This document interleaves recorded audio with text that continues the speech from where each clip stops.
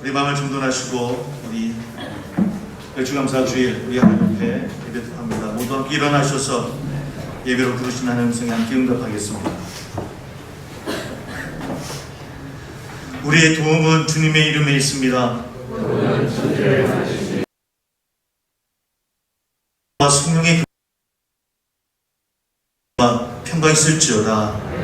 우리 한 주간을 되돌아보면서 또 지난 반년을 기억하면서 이제 하나님 앞에 참회와 감사 기도 함께 드립니다. 함께 기도하겠습니다.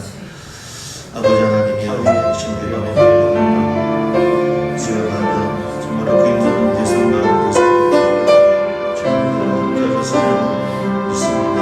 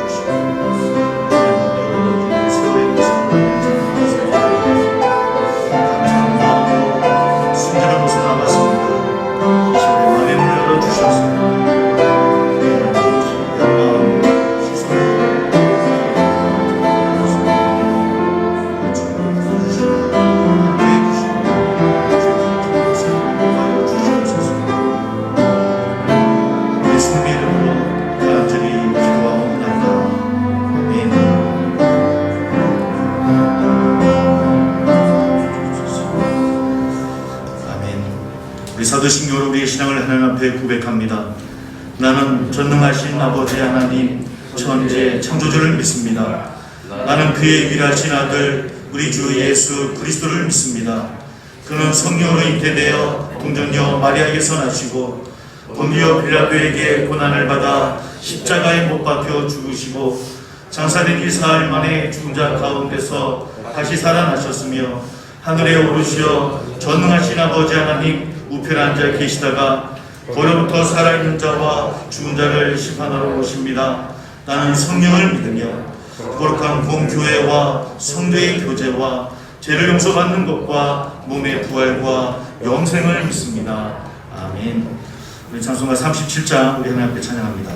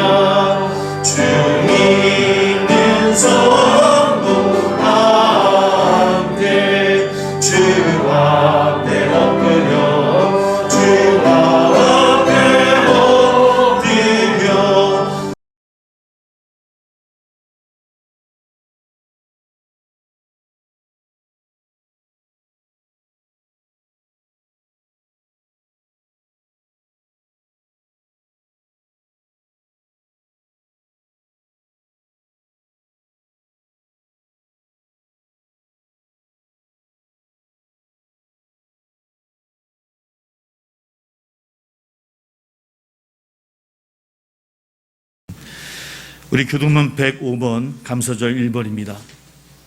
교동문 105번 감사절 1번. 여호와께 감사하라. 그는 선하시며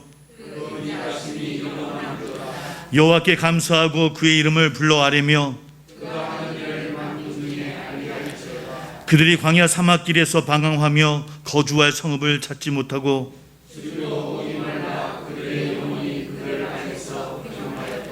이에 그들의 근심 중에 여호와께 부르짖음에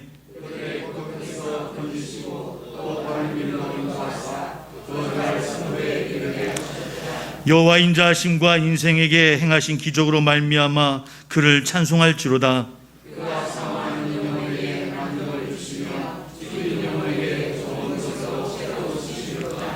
아멘. 모두 자리에 앉아주시기 바랍니다. 이 시간 김정규 장로님 나오셔서 예배를 위해 기도해 주십니다. 이전 비와 늦은 비로 사랑하는 주의 백성들을,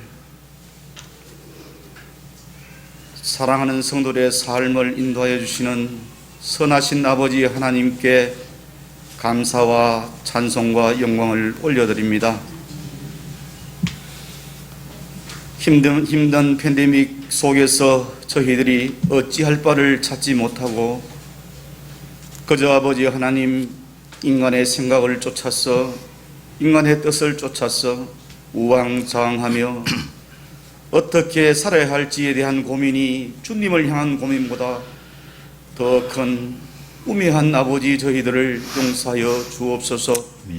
주님 앞으로 나아가 엎드리며 주의 자비와 긍휼을 구하여야 하지만은 그것보다 먼저 아버지 하나님, 인간의 생각으로 해결하려고 하였던 어리석은 저희들의 모습을 주님께서 불쌍히 여겨주시고 연약한 저희들을 아버지 하나님 강하게 하여 주시며 주님의 마음을 헤아릴 수 있는 은혜를 우리에게 주시기를 간절히 바라옵고 원하옵나이다. 우리를 부르심은 우리만 구원받고 천국 가는 것이 목적이 아니라 수많은 영혼들을 구원하여야 할 사명을 우리에게 주셨습니다. 네가 나를 사랑하느냐 물으셨던 주님의 음성을 우리가 들을 수 있게 하시고 내 양을 먹이라고 하신 주님의 음성을 들을 수 있게 하여 주셨어. 아버지 하나님, 우리 세양교회가 주님 앞에 바로 설 수 있는 교회가 되게 하시고 우리 주님께서 바라시고 원하시는 귀한 뜻을 이루어 드릴 수 있는 교회가 되게 하여 주셨어. 구원의 사명의 방주로서의 사명을 능히 감당할 수 있는 교회가 될 수 있게 하여 주옵소서. 사랑하는 우리 성도들 마음 속에 모두가 한 마음으로 주님의 마음을 닮을 수 있게 하여 주시고 주님의 마음을 우리가 가슴 속에 품을 수 있게 하여 주셔서 문 영혼들을 향하여 애통해 할 수 있는 귀한 은혜를 주시기를 간절히 바라옵고 원하옵나이다. 주님을 처음 만났을 때의 감격을 우리는 잊어버렸습니다. 늘 애통하던 아버지 하나님, 우리의 눈물도 말라버렸습니다. 주님이여, 간절히 바라옵기는 우리의 신앙의 모습이 이전으로 다시 돌아갈 수 있게 하시고 처음 주님을 만났던 그때를 생각하며 그때로 돌아갈 수 있는 우리 신앙의 모습이 되어지게 하시고 자녀를 위하여, 교회를 위하여, 나 개인을 위하여, 또 아버지 하나님 국가와 민족을 위하여 흘리던 그 눈물을 다시 회복할 수 있는 은혜를 우리에게 주옵소서. 아멘. 기도가 회복되어지는 교회가 되게 하시고 아멘. 찬양이 아버지 하나님 회복되어지는 교회가 되게 하시고 아멘. 예배가 회복되어지는 교회가 되게 하여 주옵소서. 아멘. 살아계신 우리 아버지 하나님, 우리가 무엇을 입을까 무엇을 마실까 염려하지 말라고 하신 주님을, 아버지 한 주님의 말씀을 기억하면서 우리의 삶을 전적으로 주님께 맡기고 살아가는 귀한 삶이 되게 하여 주셨소. 우리의 삶이 아버지 하나님 비록 힘든 삶이라 할지라도, 우리의 삶이 아버지 하나님이 세상 사람들 보기에 구찬 삶이라 할지라도, 그러나 우리 주님께서 크게 보신다면, 주님께서 기뻐하신다면 능히 우리는 그 길을 쫓아갈 수 있는 귀한 은혜들을 허락하시기를 간구하고 원하옵나이다. 사랑하는 성도들, 아버지 하나님, 이 재단에 올라올 때 여러 가지 기도의 제목들을 갖고 올라왔습니다. 마음에 바라는 것들이 있습니다. 주님께서 원하시는 강구를 할 수 있는 은혜를 허락하여 주옵소서. 주님이 바라시는 것을 우리가 생각할 수 있게 하여 주시옵시며, 아버지 하나님, 그를 할지라도 아버지 하나님께서 사랑하는 성도들 가정에 제하여야 될 것 있으면 제하여 주시고, 있어야 할 것 필요한 것 있으면 주님께서 채워주셔서 사랑하는 성도들의 삶이 주 앞에서 풍족을 누릴 수 있는 귀한 은혜를 주시기를 바라옵고 원하옵나이다. 꿈을 따라 직장을 따라 또 아버지 하나님 흩어진 사랑하는 성도들, 사랑하는 우리의 자녀들 그 성곳에서 여호와 하나님의 이름을 부를 수 있게 하시며 성령에 감동되어 살아갈 수 있는 귀한 은혜를 주시고, 돌아오는 날까지 아버지 임무를 다하는 날까지 건강을 지켜주시고 그 마음을 붙잡아 주시옵시고, 아버지 하나님께서 은혜로 충만케 하시기를 간구하고 원하옵나이다. 이 예배에 함께하지 못하는 사랑하는 성도들 어느 곳에 있든지 우리와 한 가지로 주의 은혜로 충만케 하시고, 이제 아버지 하나님 단위에 세우신 주의 사자 목사님을 통하여 우리에게 말씀해 주실진데, 이 말씀이 아버지 하나님 우리의 영혼을 치유할 수 있는 말씀이 되게 하시고, 이 영혼이 아버지, 이 말씀이 아버지 우리의 상처난 마음을 싸맬 수 있는 귀한 치료의 말씀이 되게 하시고, 다시 한번 도전할 수 있는 귀한 말씀이 되게 하시고, 다짐하는 시간이 되게 하여 주셔서 힘있게 세상을 살 수 있는 은혜들을 성령님이 우리에게 충만케 하여 주시기를 간절히 간구하고 원하옵나이다. 아멘. 살아계신 우리 아버지 하나님, 이미 예배는 시작되어 싸우니 성령 하나님께서 이 예배를 기뻐 받으시고 사랑하는 우리 성도들에게는 큰 은혜가 되어지는, 은혜가 넘치는 귀한 시간 되게 하여 주옵소서. 부족한 종이 우리 구주 예수님의 이름으로 기도드리옵나이다. 아멘.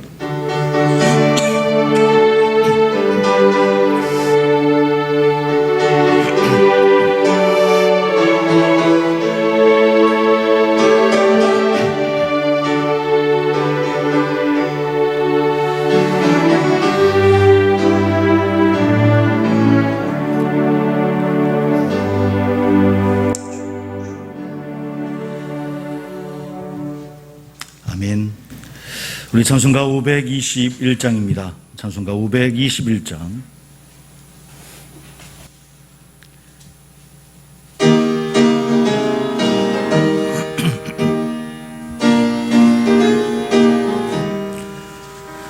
위원으로 인도하니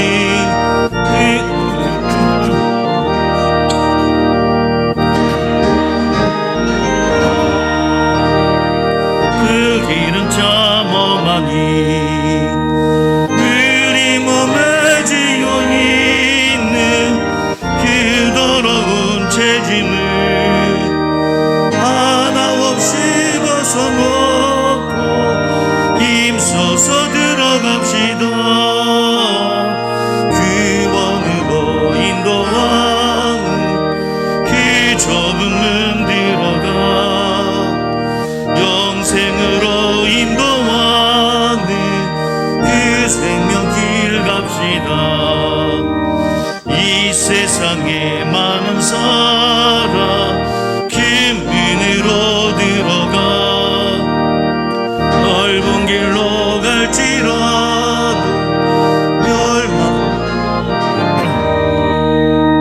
세상 어떤 무기영화 모두 내어버리고 주의 말씀 순종하여 그 생명길로 갑시다.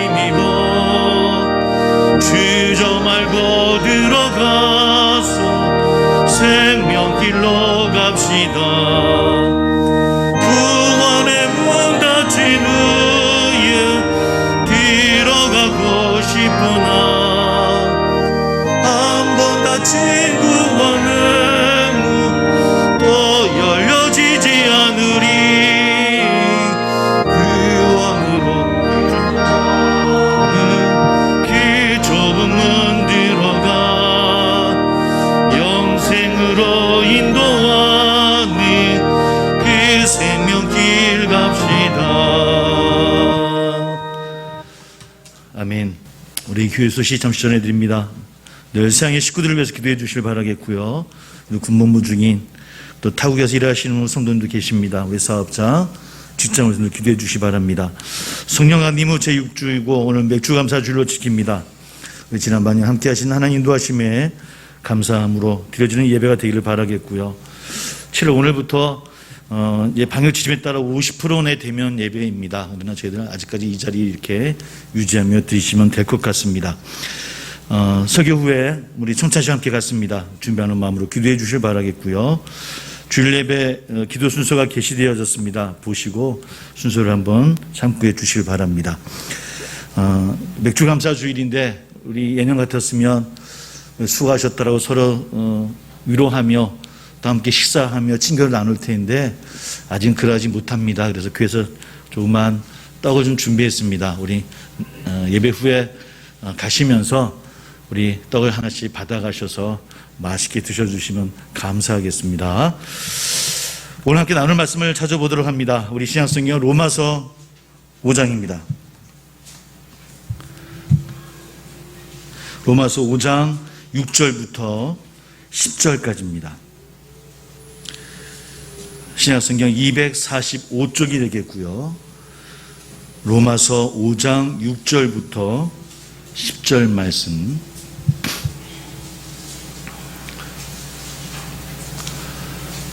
로마서 5장 6절부터 10절 말씀 함께 봉독합니다. 시작. 우리가 아직 연약할 때 기약대로 그리스도께서 경건하지 않은 자를 위하여 죽으셨도다.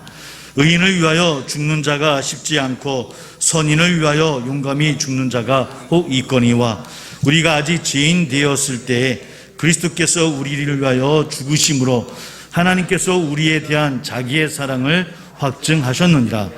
그러면 이제 우리가 그의 피로 말미암아 의롭다 하심을 받았으니 더욱 그로 말미암아 진노하심에서 구원을 받을 것이니 곧 우리가 원수 되었을 때 그의 이들의 죽으심으로 말미암아 하나님과 화목하게 되었은즉 화목하게 된 자로서는 더욱 그의 살아나심으로 말미암아 구원을 받을 것이니라.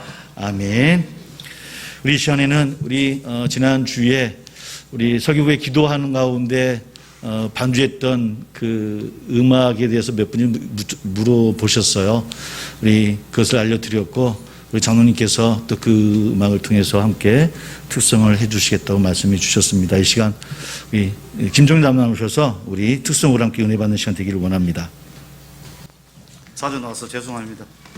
다음 주일날은 성상훈 집사님께서 토스티 기도를 한번 좀 들려주시면 감사하겠습니다. 굉장히 은혜로운 곡인데 우리 아름다운 목소리를 한번 들려주시면 좋겠습니다. 이성 집사님 왜 안 하십니까? 저 좋은 목소리를 좀 들려주시면 좋겠는데 같이 은혜 좀 나누십시다. 예, 오늘 그 추수 감사주일이라서 감사의 찬송을 드려야 되는데 보선께서 말씀하셨지만 예, 그 지난주 우리 폐송에서 했을 때 이 찬양이 좀 관심을 가지신 분들도 계셨고 해서 제가 이 찬양을 한번 해보려고 합니다. 네, 신앙의 고백입니다.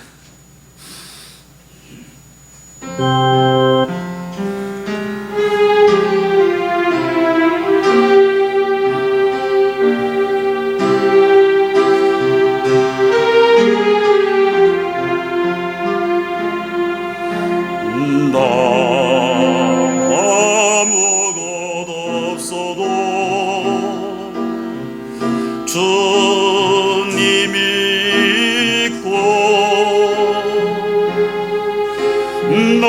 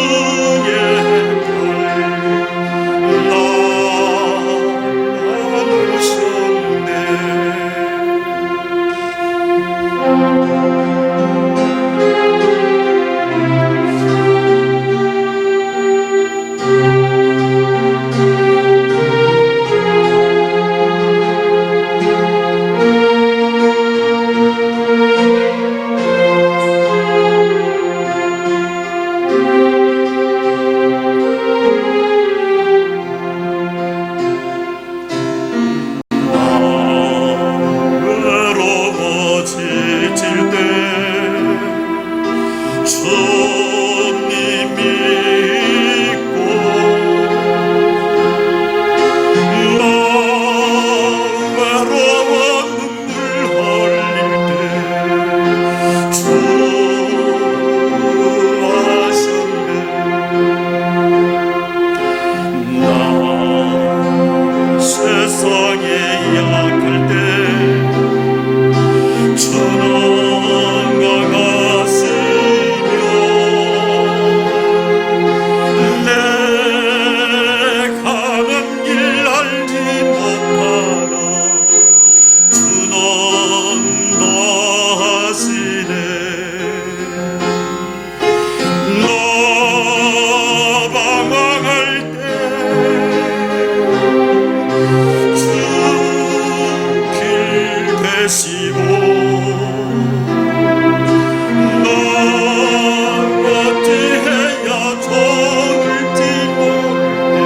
주 나와 함께 가시네. 내 영혼에 찾아와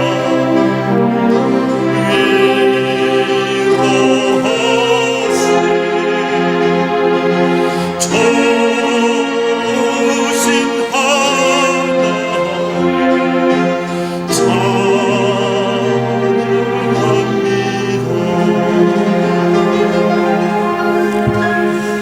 아멘. 할렐루야. 우리 박수로 감사합니다. 할렐루야. 감사합니다. 우리 잠시 기도하겠습니다. 귀한 주님 감사와 영광을 돌립니다. 특별히 이 어려운 시기 지난 반년을 함께 하신 주님의 은혜에 감사와 영광을 돌립니다. 어떤 상황 가운데서도 동행하신다 말씀하신 주의 말씀을 이 시간 확신하며 우리의 간절함으로 기도합니다. 그 인도하심으로 이 자리에 있음을 저들 믿고 감사하게 하여 주시옵시고 또 드린 감사를 통해서 돈 좋은 열매들을 맺을 수 있는 우리 모두가 되기를 소망합니다. 늘 그 소망의 선포함을 위하여 나가는 우리 되게 도와주시옵시고 이 땅에 살아가는 것 가운데 많은 사람들에게 주의 복음을 전하며 소망을 전하는 우리 될 수 있도록 함께하여 주옵소서. 물론 그런 삶 가운데서도 어려운 문제로 기도하며 나아가는 성도들의 발걸음도 있습니다. 아버지 하나님, 그 발걸음을 주님 함께하여 주셔서 외롭지 아니하도록 그 마음을 위로해 주시옵시고 붙잡아 주시고 좋은 길로 인도하여 주셔서 하나님 원하시는 귀한 일들을 이루어내는 우리 모두 되기를 소망합니다. 하나님, 그러한 마음으로 기도하는 성도들의 기도의 제목들을 응답하여 주시고 함께하여 주셔서 살아가는 가정들을 통해서 사업장, 직장, 자녀, 우리의 모습을 통해서 하나님이여 큰 영광 받아 주옵소서. 오늘도 드려지는 예배를 기뻐 받아 주옵시고 주신 말씀 가운데 은혜 허락하여 주옵시고 귀한 예물로 또 귀한 헌신함과 기도함으로 나오는 귀한 성도들의 그 손길을 기억하여 주셔서 더 많은 것 좋은 것으로 축복해 주시고 이 땅에 나누며 베푸는 우리의 삶이 될 수 있도록 주님이여 허락하여 주옵소서. 함께 주실 것을 믿으며 예수님의 이름으로 기도하옵나이다. 아멘. 우리 서로 인사 나눕니다. 우리 지난 반년 수고하셨습니다 라고 서로 인사 나누겠습니다. 수고하셨습니다. 수고하셨습니다. 오늘은 맥주감사 주일입니다. 원래 유대인들이 드렸던 맥주절과는 구면 날짜는 틀립니다. 그러나 첫 감사함의 전통을 지키고자 우리의 신앙의 선조들이 정했던 7월 첫 주 이 맥주감사 주일을 우리 함께 지키고 있습니다. 코로나 위기로 힘들고 어렵지만 이렇게 감사의 제사를 드리는 우리 사랑하는 성도 여러분 모두에게 주의 날 곧 하나님 나라가 임하시기를 주의 이름으로 축복합니다. 오늘은 맥주 감사 주일이기도 하지만 지난 반년은 아니라 우리가 지나왔던 이 코로나 1년 반을 또 되돌아보면서 말씀을 적용하면서 함께 이야기를 나눠보고자 합니다. 언젠가 한 종교단체가 코로나19 이후에 종교의 길을 묻다라고 하는 주제로 아마 좌담회를 했는데 한 기독교 인사가 다음과 같이 이야기를 했습니다. 이번 중차대한 시국에 종교가 한 역할이 없었다. 그래서 코로나19 창궐은 종교의 위상이 추락하는 계기가 될 것이다 라는 이야기를 한 그 기독교 인사가 했습니다. 코로나19 사태가 장기화됨에 따라서 많은 분들에게는 신앙적인 무력감을 호소하거나 기독교와 교회의 미래에 대해서 불안감을 느끼는 분들도 분명히 있는 것 같습니다. 이전 시대 사람들은 이런 재앙이 일어나면 교회에 와서 무언가 설명과 지침을 들으려고 하였던 그런 시대와 그런 시기도 분명히 있었습니다. 하지만 이제는 교회를 찾아와서 왜 이렇게 두렵고 힘든 일들이 일어나는가 설명해 달라고 하는 분들이 그리 많지 않은 것 같습니다. 또 이런 재앙을 피하기 위해서 어떻게 하면 좋겠습니까? 라고 교회에 묻는 사람들도 분명 예전같이 많지는 않은 것 같아요. 왜냐하면 어쩌면 종교가 그만큼 어려운 위기 속에 있는 것 같습니다. 그러면서 사람들이 교회에 와서 요청하는 것이 제발 예배를 드려주지 말아주세요. 감염됩니다. 라고 외치는 소리가 우리 귀에 들렸던 지난 1년 반의 시간을 우리가 보내왔습니다. 사실 세상 사람들이 교회의 말을 외면하기 시작한 것은 지금뿐만은 아닐 것입니다. 1755년 11월 유럽에서 가톨릭 신앙이 가장 도실한 도시로 알려졌던 이 포르투갈의 도시 리스본이라는 곳에서 대지진이 일어납니다. 수많은 사람들이 죽고 다치며 집을 잃었고요. 그것뿐만 아니라 성당과 수도원들이 대부분 건물들이 파괴되어졌던 아주 유럽에서 가장 컸던 그런 대지진이 일어납니다. 당시 리스본의 가톨릭 사제들이 도시의 생존자들을 향해서 이렇게 설교를 하였다고 합니다. 이번 지진은 죄악이 물든 도시에 대한 하나님의 심판입니다.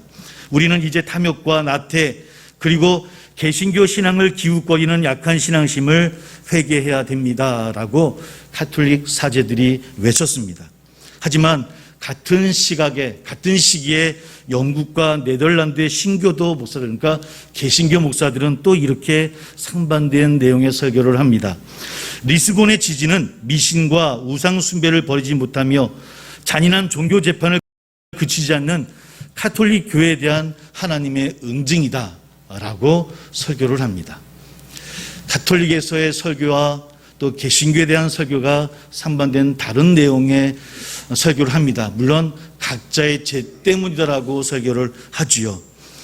그러나 이러한 해석들이, 이러한 또 설교들이 신앙의 도시 리스본에 재앙이 내렸다고 한다면 왜 방탕한 파리나 탐욕스러웠던 런던은 멀쩡한가라고 하는 그런 질문들이 사람들 가운데 일어나기 시작합니다. 그토록 종교적이었던, 투철히 종교적으로 꽉 찼던 그 리스본에 하나님의 재앙이 있다라고 한다면 탐욕스럽고 부패하고 그랬던 파리나 런던은 왜 하나님이 가만두시는가라고 하는 질문을 하게 되어졌더라는 것이죠. 이에 종교인들이 아닌 철학자들과 정치가들이 이렇게 이야기합니다. 지진은 그냥 여기저기서 일어나는 자연 현상 중 하나일 뿐입니다. 그러니 비합리적인 죄의식에 빠져 시간을 허비하지 말고 우리 도시를 재건하는 일에 참여합시다라고 외칩니다.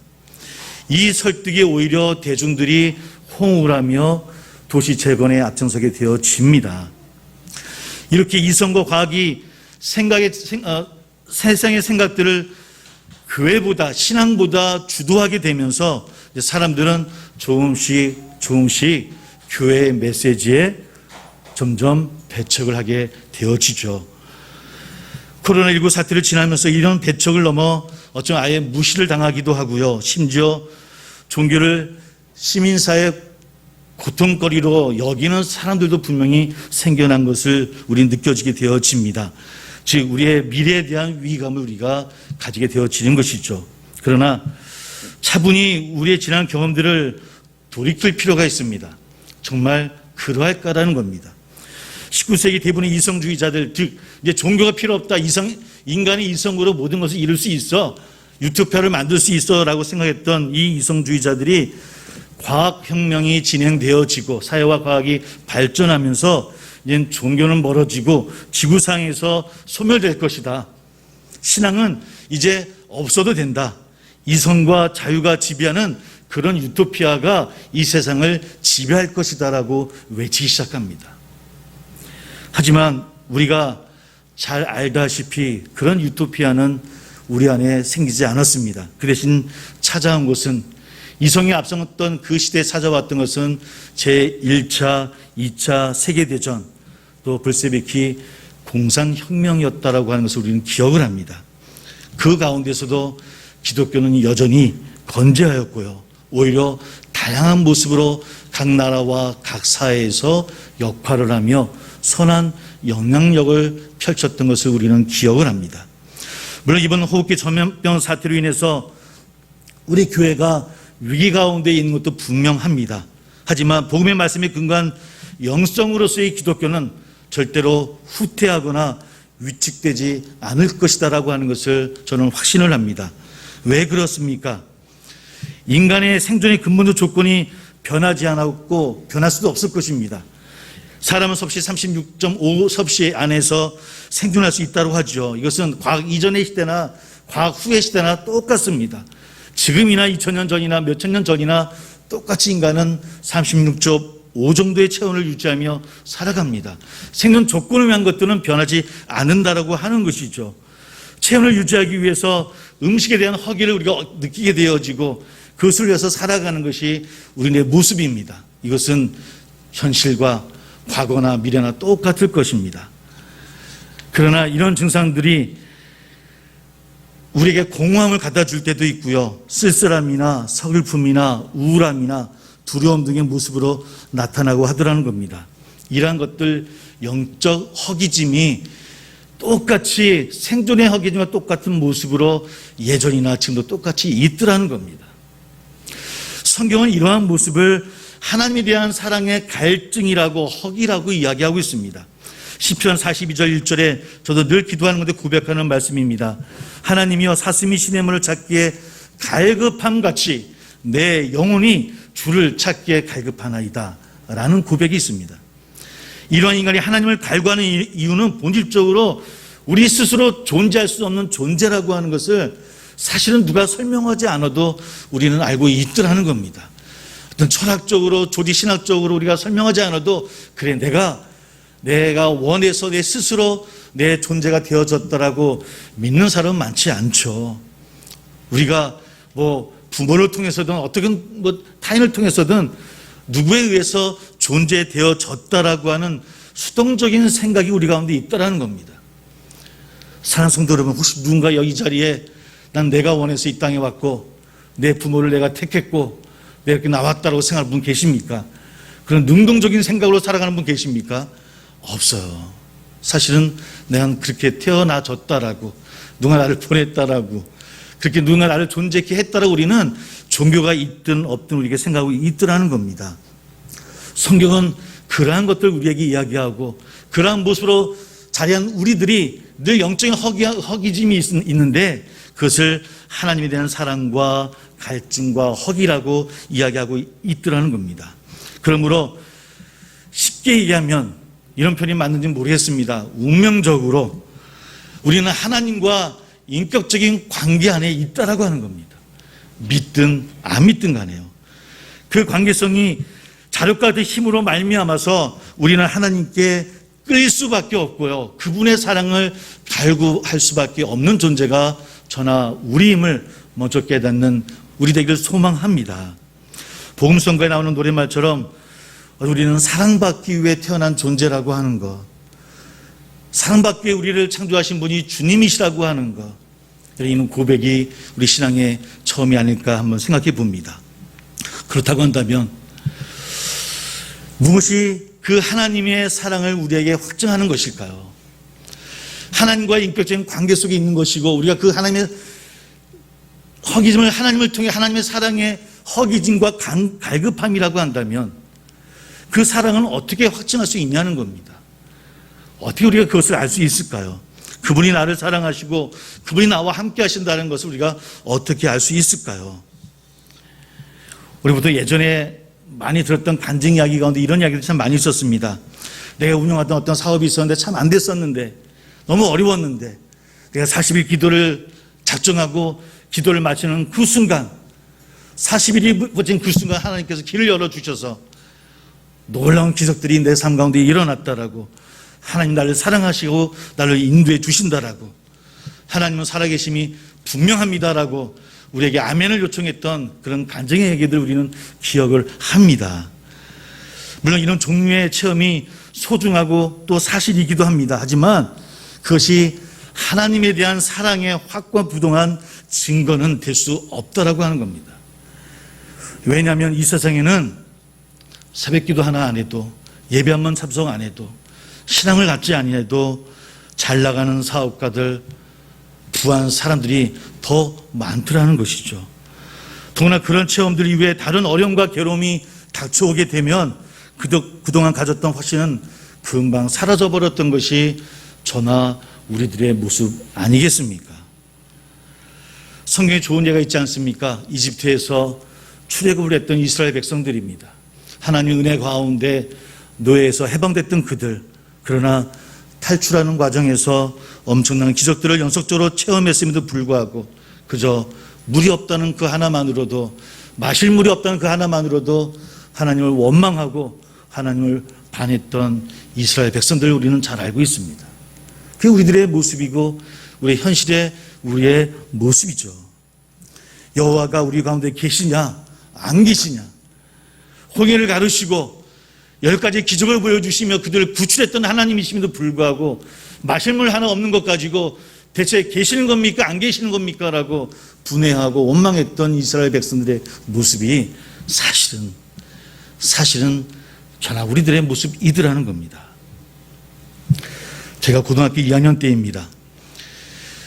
교회에서 1년, 그때는 게임도 없었고 우리 그러지 않았습니까? 가장 기다렸던 것이 여름 수련회였습니다. 거기 가면 놀 수도 있고 포크 댄스도 추고 너무 재밌지 않았습니까? 근데 제 기억에 그 고등학교 2학년 때 저희 교회에서 연합으로 수련회를 갔습니다. 강원도에서 모였습니다. 근데 모이자마자 엄청난 비가 내렸습니다. 제가 생각해도 그만한 비를 처음 봤던 것 같아요. 물이 길이 막히고 그래서 선생님들이 걱정했습니다. 그걸 이끌었던 가사 선생님이 학생들을 다 여러 교회 학생들을 모으고 나서 이렇게 이야기했습니다. 여러분들 지금 이 상태면 우리가 수련회를 이끌어 나갈 수 없습니다. 기도해야 됩니다. 기도하면 하나님이 이 비를 멈춰 주실 것입니다. 우리 다 같이 주여 삼창하시고 열심히 기도합시다. 그렇게 기도했습니다. 주여 주여 주여라고. 왜요? 제가 1년을 기다렸거든요. 1년을 기다렸는데 이거 비 오면 큰일 나거든요. 놀라운 일이 일어났습니다. 한 3분 5분의 기도가 끝나자마자 엄청나게 내리던 비가 딱 멈췄습니다. 할렐루야. 얼마나 놀랐는지요. 간 선생님이 외쳤습니다. 할렐루야. 하나님의 은혜입니다. 하나님의 은혜로 이 비가 멈췄습니다. 이러면 하나님께 박수를 막 쳤습니다. 그러고 나서 제가 성인이 되어서 알았습니다. 그때 비는 국직성 호우였구나. 기도해서 멈출 수도 있겠지만 그렇게 오고 멈추는 비였구나라는 것을 알게 되어졌어요. 물론 그때 멈췄던 비가 하나님의 은혜였다라고 하는 것은 전 지금도 믿습니다. 그것이 분명 가치 있는 믿음이기도 합니다. 그러나 그것이 하나님께서 자신을 사랑한다라고 우리에게 주시는 사랑의 확증은 아니더라는 겁니다. 왜냐하면 그가 성경에서 발견한 결정적인 증거는 하나님이 우리에게 보여주시는 하나님 사랑의 결정적인 증거는 다른 것이 있습니다. 그것은 바로 예수 그리스도께서 자신을 위해, 우리를 위해 죽으셨다라고 하는 증거입니다. 로마서 5장 8절에 우리가 아직 죄인 되었을 때 그리스도께서 우리를 위하여 죽으심으로 하나님께서 우리에 대한 자기의 사랑을 확증하셨느니라. 이 고백이 우리 가운데 일어나기를 주의 이름으로 소망합니다.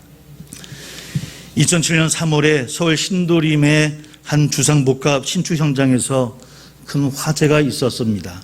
기억하실 겁니다. 도배 용역을 맡았던, 함께 일했던 부부가 있었습니다. 46세 박모 씨와 아내 전모 씨입니다. 그가 열심히 일을 하는 것 가운데 오전 8시경 아래층에서 갑자기 펑하는 소리가 나서 그러고 나고 계단을 통해서 엄청난 시꺼먼 연기가 막 몰려옵니다. 남편 박 씨가 순식간에 많은 연기를 마시고 쓰러진 아내를 업고 8층 계단까지 끌고 막 뛰어 올라갔습니다. 물론 자신도 연기를 마신 상태였을 것입니다. 아무리 찾아봐도 어떤 나갈 그런 틈이 없습니다. 마침 8층 외벽 유리를 발견하고 온 힘을 다해서 발을 칩니다. 그러나 끼어지지 않았습니다. 또 치고 또 치고 또 발로 쳤겠지요. 다행히 얼굴 정도 나갈 만한 구멍이 열렸습니다. 한쪽 구석에. 그리고 그 아내를 그 구멍을 통해서 바깥 공기를 마시게 했습니다. 몇 초 걸렸을까요? 부인이 정신을 차리고 빽빽한 연기 속에서 남편을 찾습니다. 여보 어딨어? 여보라고 외쳤겠죠. 여보 어딨어요? 어딨어요? 라고 외쳤을 것입니다. 그러나 대답이 없습니다. 얼마 구조대원들이 올라와서 아내 전 씨를 발견하고 병원을 싣고 갑니다. 그리고 남편 박 씨는 2시간쯤에 죽음의 모습으로 발견을 하지요. 계단에서 수님체로 발견되어졌다고 합니다. 다음날 신문에 기억이 납니다. 휠체어에 앉은 채 남편의 영정을 바라보고 있는 아내의 모습이 크게 사진으로 기사가 났습니다. 저는 남편의 죽음이 아내 전 씨의 가슴판에 아마 그의 평생 가운데 새겨졌을 거라고 봅니다. 영원한 그 남편의 사랑의 확증이 아니었을까요? 저도 마찬가지로 아내들에게 사다 주는 꽃이나 보석이나 혹은 사랑하는 속삭임도 많이 있겠지만 물론 그런 것들이 사랑의 증거가 될 수는 있겠죠. 그런 느낌들을 생겼다가 사라지지 않습니까? 부부임에도 불구하고 사랑함에도 불구하고 지난주인가 제가 그냥 갑자기 저희 집사람의 아이들 다 있는데 여보 사랑해 그러니까 저희 집사람이 무슨 일이 있냐고 왜 그러냐고 그래서 저희 아이들이 엄마 왜 그러시냐고 막 저희 편을 들었던 기억이 납니다. 우리의 사랑은 지나가요. 그런데 오늘 이 전 씨의 가슴판에 그 남편의 사랑은 평생 남지 않았을까요? 그 아내가 일을 잘해서 그랬을까요? 그 아내가 정말 능력이 많아서 그런 목숨을 바쳐서의 사랑을 표현했을까요? 아니지 않습니까? 사랑하는 아내이기 때문 아닙니까? 사랑하는 아내이기 때문에 자기 목숨을 버리서라도 그 아내를 살렸던 남편, 우리는 그를 바라봅니다. 로마서 5장 3절에 의인을 위해서라도 죽을 사람은 거의 없고 선한 사람을 위해서 용감히 죽을 사람도 매우 드물다라고 성경은 이야기를 합니다. 의인을 존경하는 사람은 많지만 그 의인을 위해서 죽을 사람 저는 많지 않습니다. 아니 그렇게 행할 사람이 사실은 없겠지요. 누군가를 위해 대신 죽을 수 있는 경우는 단 한 가지입니다. 진정으로 그를 사랑할 때입니다. 저는 부모가 되어졌습니다. 잘 몰랐습니다. 부모님의 사랑이 무엇인지 잘 몰랐는데 이제 조금 이 말씀이 좀 이해가 되어집니다. 설교를 준비하면 이 글을 쓰면서도 사실 몇 년 동안 잘 몰랐어요. 누구를 위해 죽을 수 있다라고 하는 것. 근데 이제 조금 알 것 같고 우리 여기 계신 여러분 부모님도 좀 알지 않겠습니까? 사랑하기 때문에 내가 누구를 위해 자녀를 위해 죽을 수 있겠구나라는 마음들, 부모를 위해. 남편 박 씨가 아내 전 씨를 죽은 것은 그녀가 어떤 의롭거나 착하거나 좋은 능력이 있어서가 아니라고 하는 것, 두 사람을 묶고 있는 사랑 때문이라고 하는 것을 우리는 기억을 합니다. 누군가를 위해 죽는 것은 그에게 어떤 빛나는 가치가 있어서가 아니라는 겁니다. 그를 죽도록 사랑하기 때문입니다. 하나님의 아들이 우리를 위해 죽으신 것은 우리에게 어떤 선한 모습이 있다거나 우리가 의롭다거나 어떤 행동을 했다거나 어떤 선한 일들을 공적인 일을 많이 쌓아서가 아니라고 하는 겁니다. 어쩌면 우리는 오히려 더 반대편에 있는 사람들 아닙니까? 늘 거짓 가운데 늘 그런 모습으로 살아가는 것이 어떨 때는 가증한 나의 모습에 가슴을 치는 우리들의 모습이기도 합니다. 그럼에도 불구하고 하나님은 그 어려운 일을 결행하신 것은 단 한 가지 이유 때문이라고 하는 겁니다. 그가 우리를 정말 죽도록 사랑하시기 때문입니다. 하나님 우리를 죽도록 사랑하시기 때문에 요한복음 3장 16절 하나님이 세상을 이처럼 사랑하사 독생자를 주셨으니 이는 그를 믿는 자마다 멸망하지 않고 영생을 얻게 하려 하심이라. 하나님, 우리가 상상하거나 느끼는 것보다 우리를 더 훨씬 사랑하시는 분이심을 깨닫는 저나 우리 되기를 주의 이름으로 축복합니다. 그러므로 우리가 분명히 알아야 할 사실이 있습니다. 하나님의 사랑은 우리가 처한 상황이나 우리의 기분으로 짐작되어지거나 확인되어지는 것이 아니라는 겁니다.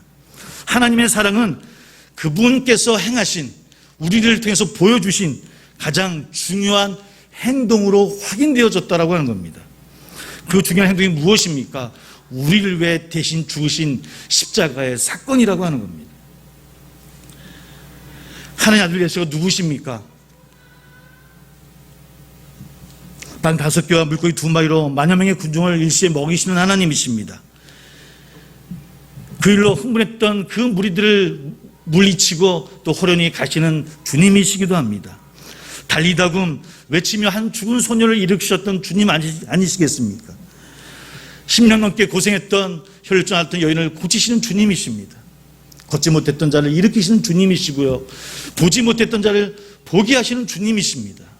근데 그 주님께서 우리를 위해서 대신 죽으신 그 사랑의 모습을 통해서 하나님 우리를 위해 사랑의 확증을 보여주시고 있다라고 하는 겁니다. 5장 8절이 바로 이런 것을 우리에게 들려주는 이야기입니다. 한글 개역 개정판에서는 보면 5장 8절의 마지막 부분을 확증하셨느니라 라고 기록하고 있습니다. 과거형이죠. 과거에 하나님께서 그렇게 우리에게 확증하셨어 라고 기록되어져 있죠. 그러나 헬라어 원문과 모든 영역본들은 사실은 확증하신다, 확증하느니라 라고 표현되어져 있습니다. 즉 예전뿐만 아니라 지금도 또 미래도 그 사랑으로 우리에게 하나님의 사랑을 확증하시는 분이시라는 겁니다. 우리 삶 가운데 늘 그 모습을 보여주신다는 겁니다.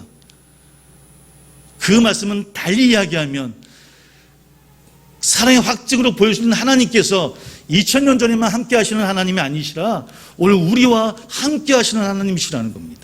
우리와 함께 동행하시는 분이시라는 거예요. 팬데믹 시대에 어렵고 힘든 가운데 있지만 여러 가지 많은 어려운 문제들로 인해 가슴 아프고 가슴을 치며 기도하고 있지만 왜 나 홀로 있냐라고 우리는 기도하고 있지만 하나님 계십니까? 라고 기도하고 있는 우리의 모습이긴 하지만 수요일날 그것이 우리 기도를 방해하는 것이라고 말씀을 드렸습니다. 그러나 하나님은 여전히 우리와 함께 하시는 하나님이심을 여러분 깨닫는 저와 우리 되기를 주의 이름으로 소망합니다. 전염병에 활개치는 우울한 이 시간에도 하나님 여전히 우리와 함께 하시는 하나님, 십자가에 달린 네 아들을 보라, 그가 너희를 향하는 내 사랑의 확증이다, 내가 지금 너희와 함께 한다라고 하는 그 고백이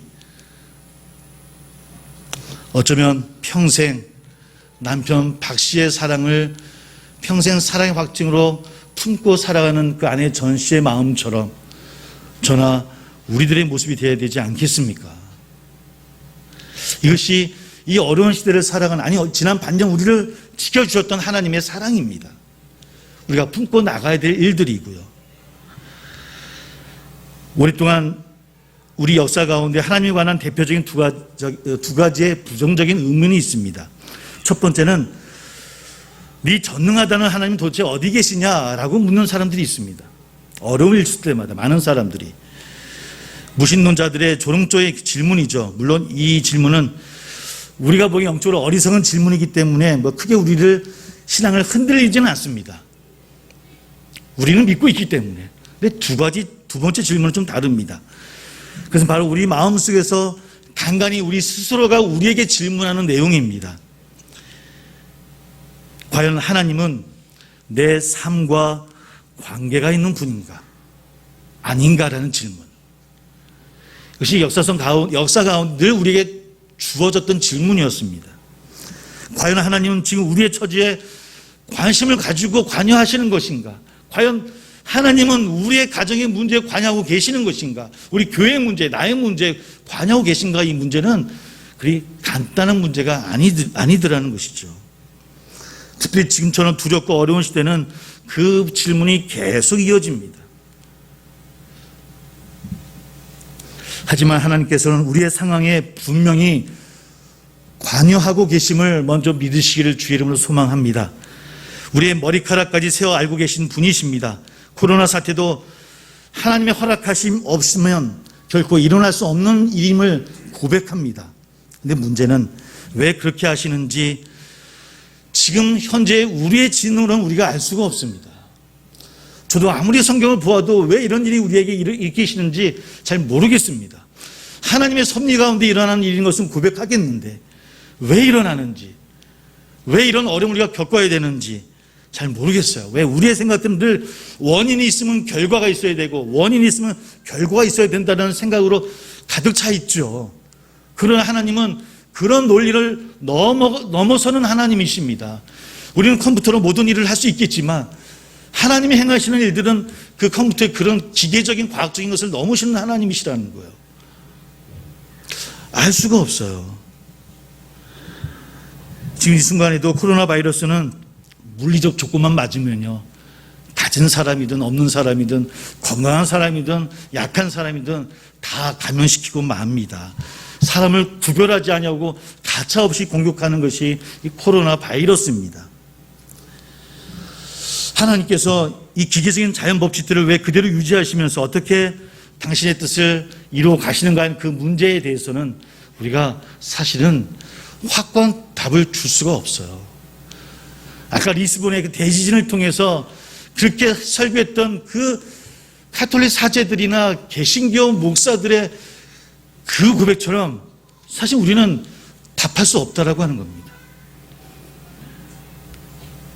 이 가운데도 어떤 분들은 이 코로나 사태가 우리의 죄 때문이다, 누구의 죄 때문이다, 어떤 분들은 정적인 민주당의 죄 때문에, 국민의힘 죄 때문에, 그런 얘기 하신 분이 있으시면 빨리 돌아서십시오.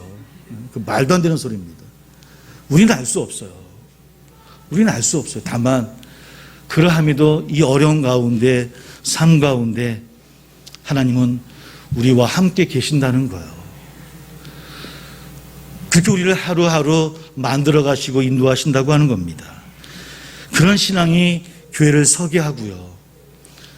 그런 신앙이 있기에 저는 교회는 다시 일어날 것이고 사회에 선한 영향력을 펼치는 우리가 될 수 있음을 고백하고 믿습니다. 이것이야말로 우리 그리스도 교회가 흔들림 없이 세상에 선포할 복음이 아니겠습니까? 교회 할 일이 선포입니다.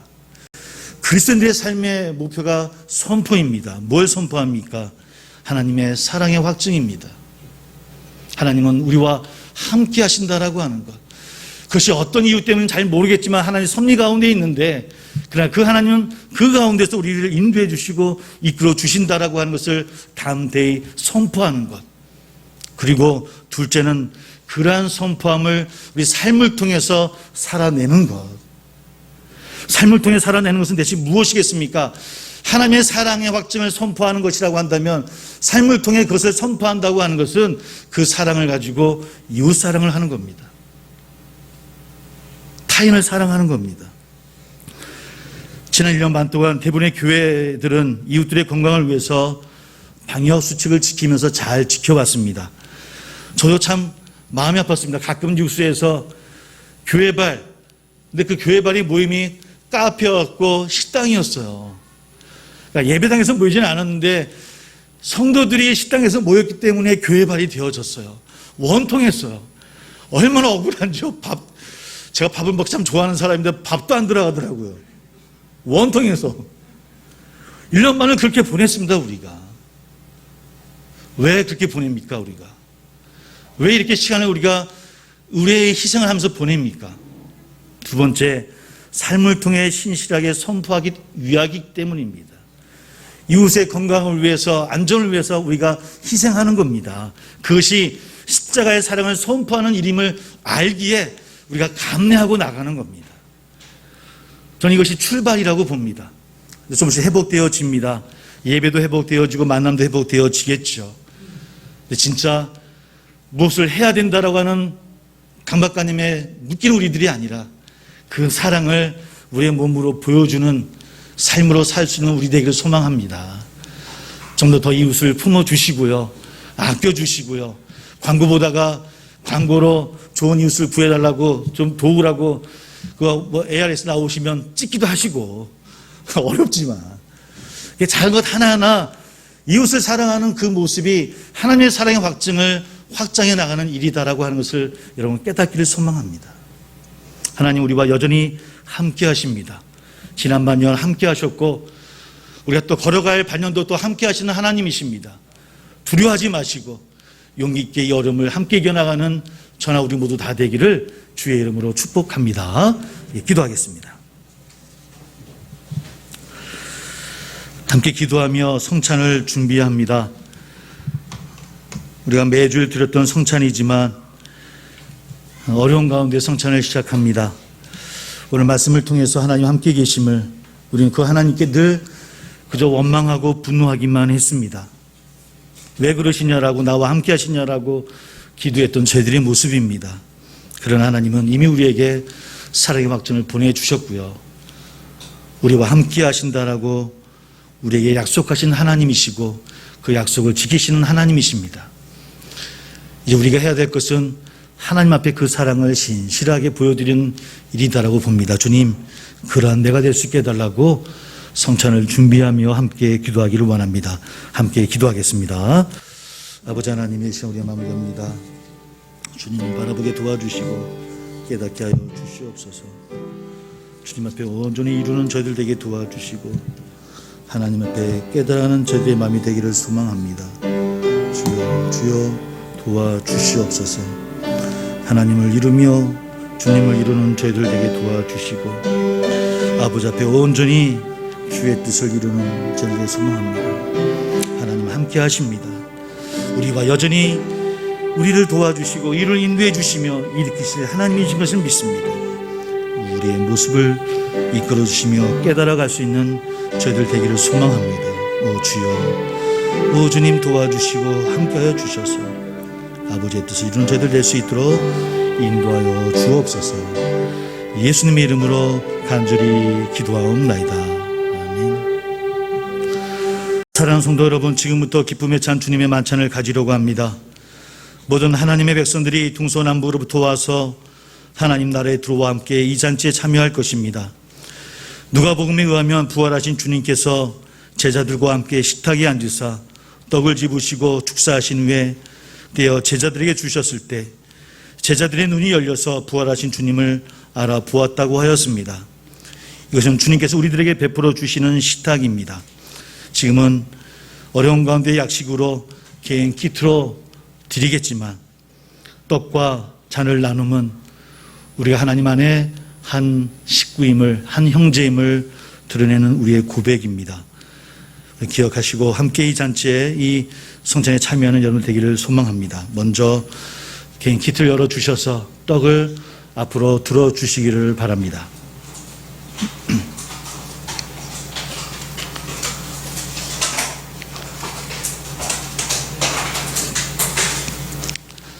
떡을 들어주시고요. 떡만 들어주시면 됩니다. 우리를 위하여 주님 자신을 주시던 날 밤에 주님께서 떡을 집으사 축사하시고 떼어 제자들에게 주시며 말씀하셨습니다. 받아 먹으라. 이는 너희를 위하여 주는 내 몸이니라. 이것을 행하여 나를 기념하라.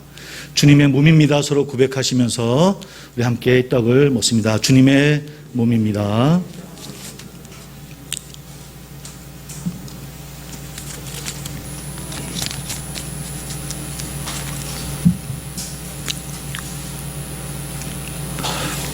저녁이 끝난 후에 주님께서는 잔을 가지사 축사하시고 제자들에게 주시며 말씀하셨습니다. 너희가 모두 이것을 받아 마셔라. 이는 너희와 많은 사람의 죄를 사하려고 올리는 바 나의 피 곧 새 언약의 피니라. 너희가 마실 때마다 이것을 행하여 나를 기념하라. 주의 피입니다. 따라해 보시면 저희 주님의 피입니다. 우리는 하나님의 한 형제입니다. 예, 함께 주님의 잔을 나눕니다.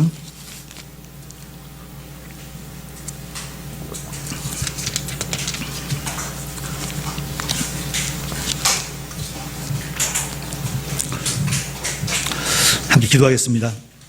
하나님께서 죽은 자 가운데서 예수 그리스도를 들어 올리신 바로 그날 주님께서 떡을 떼실 때 제자들은 주님을 알아보았습니다. 성령의 공동 가운데 교회는 떡을 떼고 잔을 나누는 일을 계속 해왔습니다.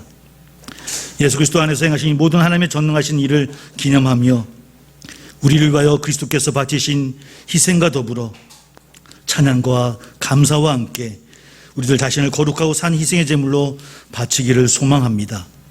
이 떡과 잔을 나누면 우리 모두 하나님 안에 한 식구임을, 한 공동체임을 고백합니다. 저희들 더 사랑하고 더 기도하게 도와주시고 더 한 몸으로 나아가는 우리 되기를 소망합니다. 함께 이 제목으로 기도하는 우리 될 수 있도록 인도하여 주옵소서. 예수님의 이름으로 기도하옵나이다. 아멘. 우리 모두 함께 일어나셔서 주기도 문성으로 하나님께 영광 돌리겠습니다.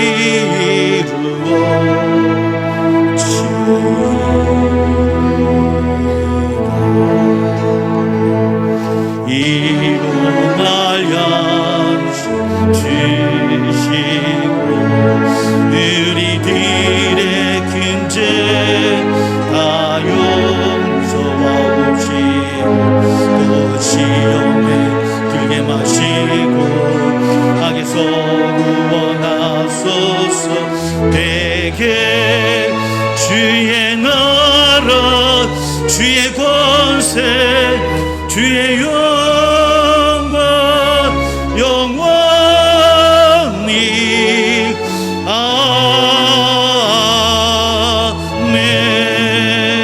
아멘. 그러므로 너희는 가서 모든 민족을 제자로 삼아 아버지와 아들과 성령의 이름으로 세례를 베풀고 내가 너희에게 분부한 모든 것을 가르쳐 지키게 하라. 볼지어다 내가 세상 끝날까지 너희와 항상 함께 있으리라. 이제는 우리 주 예수 그리스도의 은혜와 하나님 아버지의 지극하신 사랑과 성령의 교통하심이 하나님의 사랑의 확증을 우리가 믿고 확신하며 나가기를 원하는 살아가는 세상의 모든 성도들과 우리 가정과 우리 교회 위에 지금부터 영원토록 함께 해주시기를 예수님의 이름을 받들어 축원하옵나이다.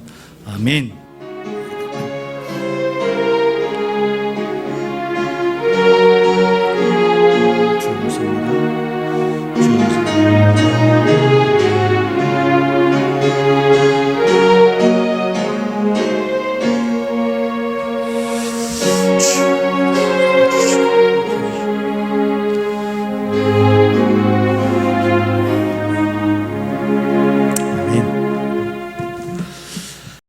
할렐루야. 우리 함께 영광의 박수 올려드립니다. 할렐루야. 감사합니다.